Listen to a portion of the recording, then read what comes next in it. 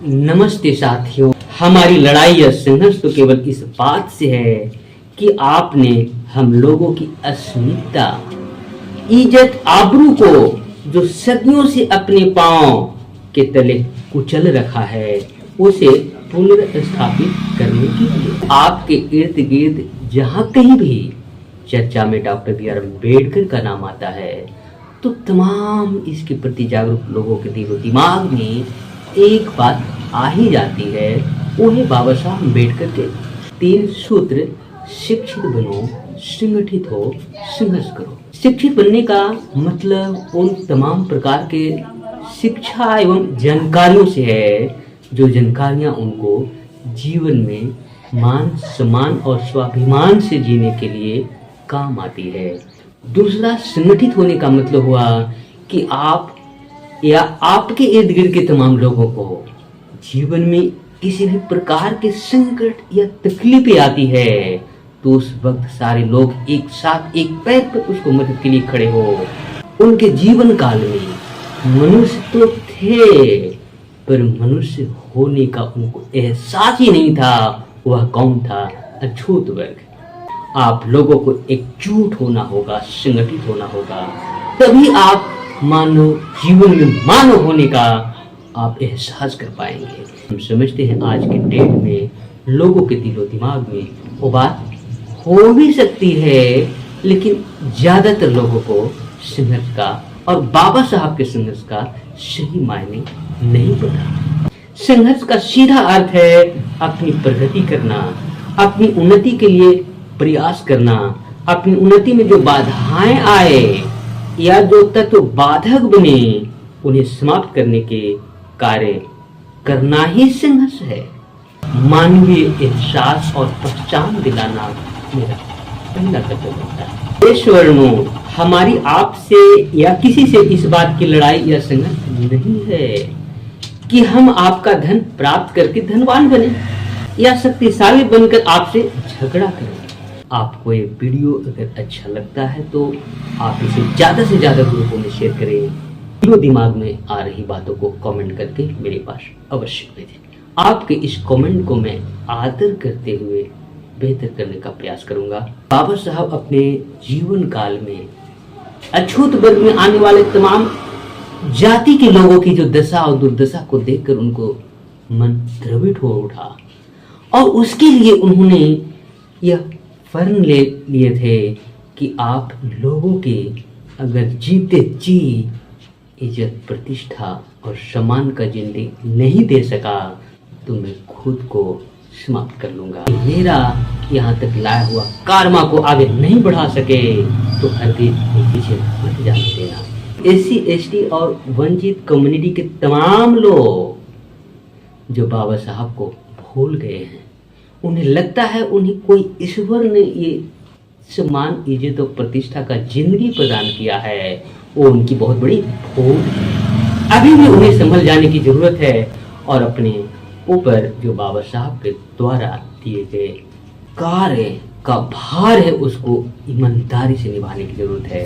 शिक्षित करना, संगठित करना और उनको स्वाभिमान की जिंदगी जीने के लिए संघर्ष के लिए तैयार करना हम सभी का प्राथमिकता बनती है। अगर ये हमारे देश में शिक्षा की स्थिति और शिक्षा का स्तर बद से बदतर हुई तो केवल लोगों के मुंह से सुनने तक ही विश्व गुरु रहेगा। वाकई में गुरु का स्तर पर जाना कल्पना मात्र बनकर रह जाएगी। वो मैं शिव प्रसाद और बुद्ध रत्न मगध विश्वविद्यालय शोध छात्र, बोध गया, बिहार से। अभी मैं आप लोगों को रंजीत पंथी के द्वारा लिखी गई पुस्तक मुझे पढ़े लिखे लोगों ने बहुत धोखा दिया है कि अंतर्गत बाबा साहब अम्बेडकर की पीड़ादायक बातें लिखी हुई है। इसी पुस्तक के अंतर्गत एक शीर्षक है बाबा साहब के दर्द को पहचानिए। इस शीर्षक के अंतर्गत आखिर क्या लिखा है इसके पहले मैं भूमिका के तौर पर बता दूं कि आपके इर्द गिर्द जहां कहीं भी चर्चा में डॉक्टर बी आर अम्बेडकर का नाम आता है तो तमाम इसके प्रति जागरूक लोगों के दिलो दिमाग में एक बात आ ही जाती है। वो है बाबा साहब अम्बेडकर के 3 सूत्र: शिक्षित बनो, संगठित हो, संघर्ष करो। शिक्षित बनने का मतलब उन तमाम प्रकार के शिक्षा एवं जानकारियों से है जो जानकारियां उनको जीवन में मान सम्मान और स्वाभिमान से जीने के लिए काम आती है। ये काम केवल एकेडमिक एजुकेशन नहीं प्रदान कर सकता।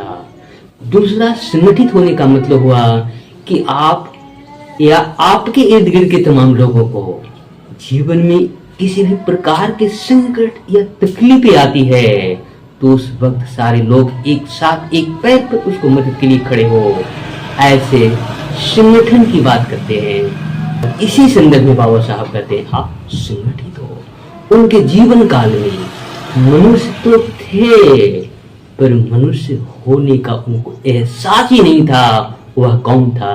अछूत वर्ग के लोग। इन लोगों को एक स्वाभिमान का जिंदगी जीने के लिए बाबा साहब ने कहे आप लोगों को एकजुट होना होगा, संगठित होना होगा, तभी आप मानव जीवन में मानव होने का आप एहसास कर पाएंगे। इसके बाद है संघर्ष करो। संघर्ष करने का मतलब बाबा साहब के दृष्टिकोण में जो था, हम समझते हैं आज के डेट में लोगों के दिलो दिमाग में वो बात हो भी सकती है, लेकिन ज्यादातर लोगों को संघर्ष का और बाबा साहब के संघर्ष का सही मायने नहीं पता। आगे यहाँ लेखक महोदय जो लिखते हैं उसे पढ़कर मैं आपको समझाता हूँ।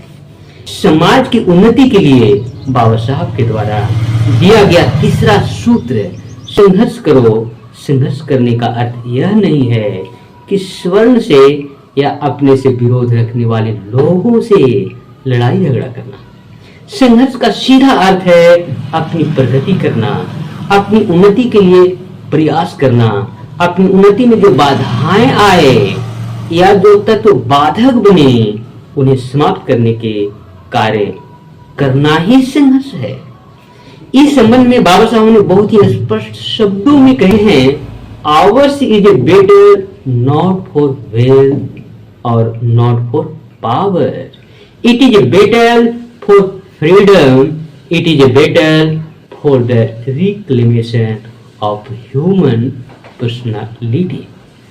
इसका शाब्दिक अर्थ हुआ हमारी लड़ाई धन संपत्ति या सत्ता के लिए नहीं है, यह स्वतंत्रता के लिए लड़ाई है, यह मानव व्यक्तित्व के पुनरुद्धार के लिए लड़ाई है। इस प्रकार से आप समझ सकते हैं कि बाबा साहब अपने जीवन काल में जो अछूत वर्ग में आने वाले तमाम लोगों के दुर्दशाओं को देखकर वे बहुत ही दुखित हुए थे। उसी संदर्भ में वे इस बात को बोलते हैं और वे समझते हैं कि मुझे इन सभी को मानवीय एहसास और पहचान दिलाना मेरा पहला कर्तव्य होता है। आगे लिखते हैं, ये स्वर्णों हमारी आपसे या किसी से इस बात की लड़ाई या संघर्ष नहीं है कि हम आपका धन प्राप्त करके धनवान बने या शक्तिशाली बनकर आपसे झगड़ा करें। हमारी लड़ाई या संघर्ष तो केवल इस बात से है कि आपने हम लोगों की अस्मिता, इज्जत, आबरू को जो सदियों से अपने पांव के तले कुचल रखा है उसे पुनर्स्थापित करने के लिए। कहने का तात्पर्य हुआ कि बाबा साहब अपने जीवन काल में अछूत वर्ग में आने वाले तमाम जाति के लोगों की जो दशा और दुर्दशा को देखकर उनको मन द्रवित हो उठा और उसके लिए उन्होंने यह फर्म ले लिए थे कि आप लोगों के अगर जीते जी इज्जत, प्रतिष्ठा और सम्मान का जिंदगी नहीं दे सका तो मैं खुद को समाप्त कर लूंगा। बाबा साहब के शब्दों को यहाँ लेखक महोदय लिखते हैं, अतः बंधुओं हमें अपने समाज के लिए संघर्ष करना है, अपने आत्म स्वाभिमान के लिए उठ खड़ा होना है, हमें अपनी अस्मिता के लिए संघर्ष करना है और यह काम तभी हो सकेगा जब हम पहले शिक्षित बने और संगठित बने। इन दोनों के बिना संघर्ष करना संभव नहीं है। अतः शिक्षित वर्ग इन तीनों के लिए समाज को तैयार करे।